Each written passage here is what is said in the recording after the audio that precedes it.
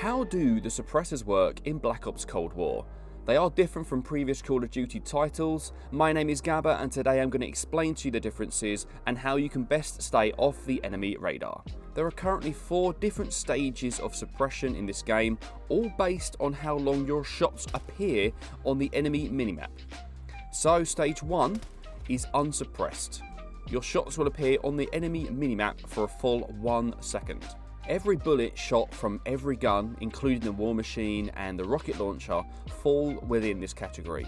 The only exception would be the bow and arrow kill streak. That does not appear on anyone's minimap.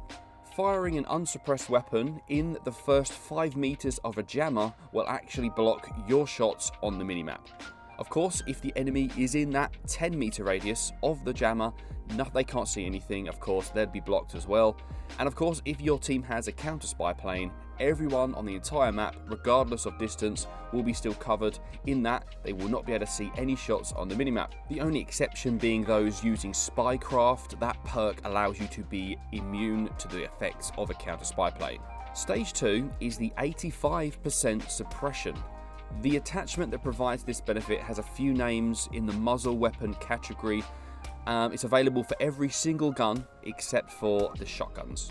The 85% figure represents how less than 1 second you would normally appear on the minimap. So 85% is actually 0.15 seconds on the enemy minimap, and that appears to them like this on screen now.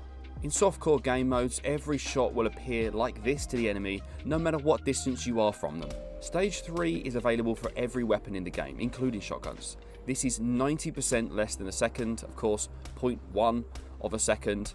That is extremely quick. Here they are side by side, stage 2 and 3, 85 there, of course 90 on the right there. That is how quickly these appear on and off the minimap. Great if you're an aggressive player that wants to move around the map. Anyone you do kill from the side, or if you are flanking, you will get attention, people will see you, but in between the gunfights you can quickly dodge, duck out of the way. Due to the sliding mechanics, you can get away from the shots you know you've caused. So be aware that people will come for you, and if you can get out of the way, it's perfect for you.